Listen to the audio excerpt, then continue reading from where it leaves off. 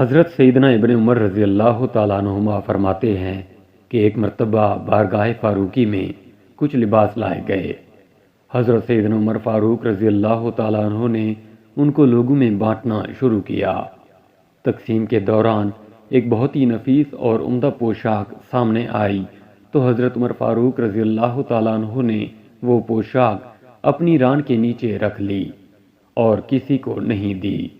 حضرت ابن عمر رضی اللہ تعالیٰ عنہما فرماتے ہیں کہ تقسیم میں جب میرا نام لیا گیا تو میں نے کہا آپ مجھے وہی پوشاک دیجیے۔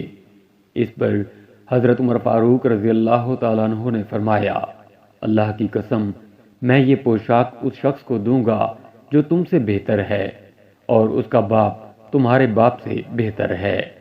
پھر حضرت عمر فاروق رضی اللہ تعالیٰ عنہ نے ایک صحابی رسول کو بلوایا اور وہی عمدہ پوشاک انہیں پہنا دی۔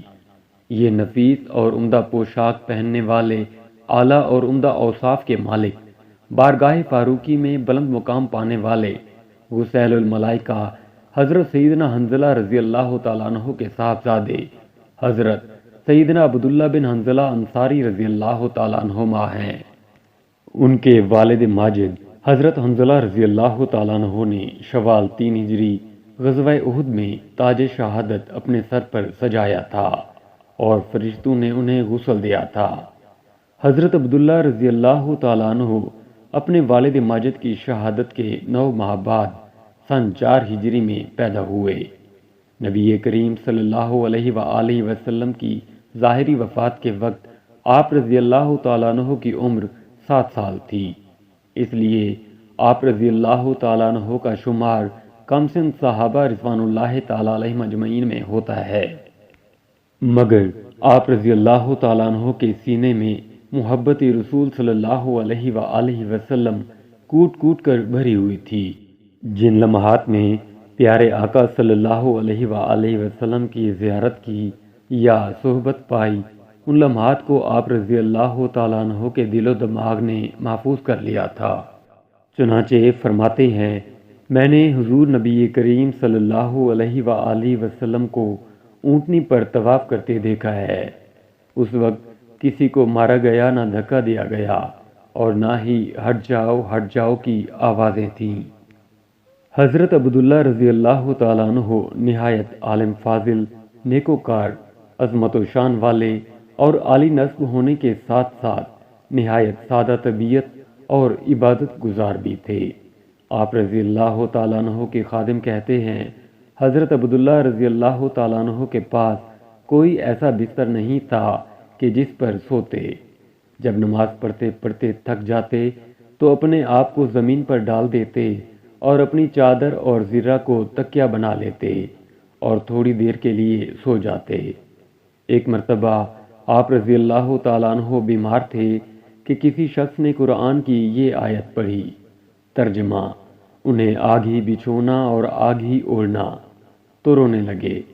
اتنا روئے کہ لوگوں کو گمان ہونے لگا کہ اب آپ رضی اللہ تعالیٰ عنہ کی روح جسم سے نکل جائے گی۔ پھر آپ رضی اللہ تعالیٰ عنہ کھڑے ہوئے تو کسی نے کہا آپ بیٹھے رہیے۔ فرمایا دوزخ کی یاد مجھے بیٹھنے سے روک رہی ہے، مجھے نہیں معلوم کہ شاید میرا شمار ان جہنمیوں میں ہو۔ آپ رضی اللہ تعالیٰ عنہ کے 7 یا 8 بیٹے تھے۔ جب آپ رضی اللہ تعالیٰ عنہ اپنے بیٹوں کو لے کر یزید کے پاس پہنچے تو اس نے آپ رضی اللہ تعالیٰ عنہ کو 1,00,000 درہم اور آپ رضی اللہ تعالیٰ عنہ کے ہر بیٹے کو 10,000 درہم دیے۔ قیمتی ملبوسات اور عمدہ سواریاں اس کے علاوہ تھیں۔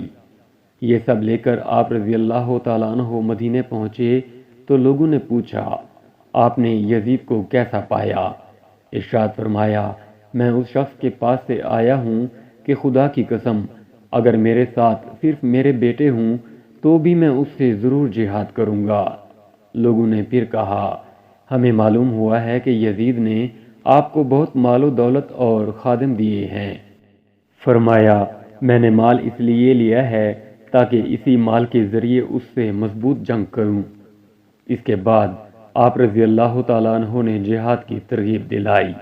اے میری قوم، اللہ سے ڈرو، خدا کی قسم ہم یزید کے خلاف اس لیے جہاد کر رہے ہیں کہ ہمیں اندیشہ ہے کہ یزید کی بری حرکات اور بدکاریوں کی وجہ سے کہیں آسمان سے پتھر نہ برس جائیں۔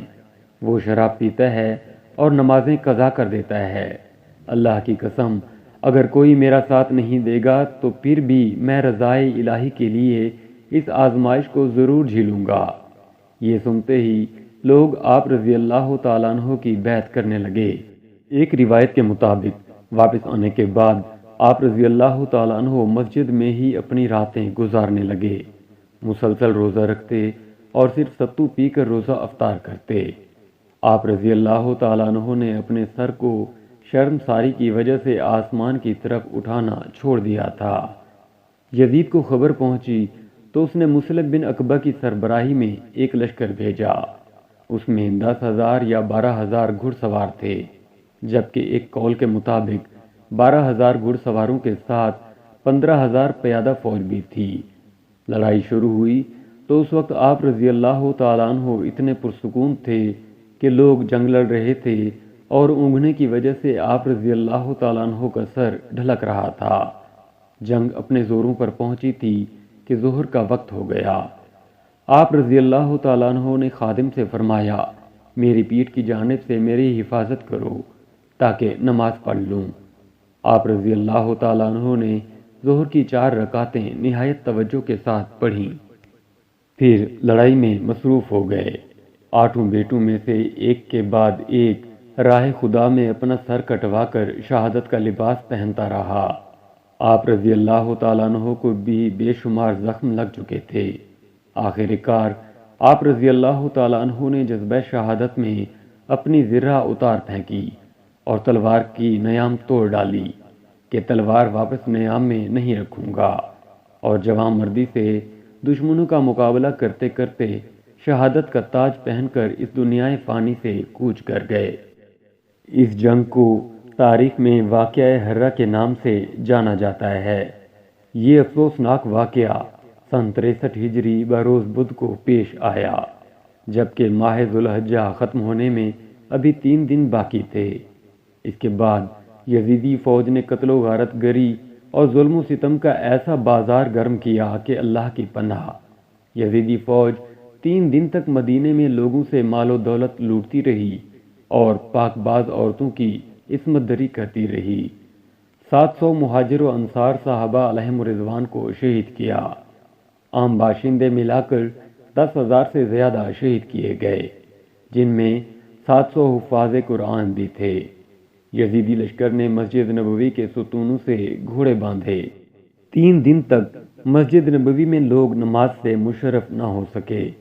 بعد میں کسی نے حضرت عبداللہ رضی اللہ تعالیٰ عنہ کو خواب میں بہترین صورت میں دیکھا تو پوچھا، کیا آپ شہید نہیں ہوئے؟ آپ رضی اللہ تعالیٰ عنہ نے فرمایا، کیوں نہیں، میں اپنے رب سے مل چکا ہوں، اس نے مجھے جنت میں داخل کر دیا ہے اور جہاں چاہتا ہوں جنت کے پھلوں کو کھاتا ہوں۔ خواب دیکھنے والے نے پھر پوچھا، آپ کے ساتھیوں کا کیا بنا؟ فرمایا، وہ سب میرے جھنڈے تلے میرے ساتھ ہیں اور یہ ساتھ قیامت تک نہیں چھوٹے گا۔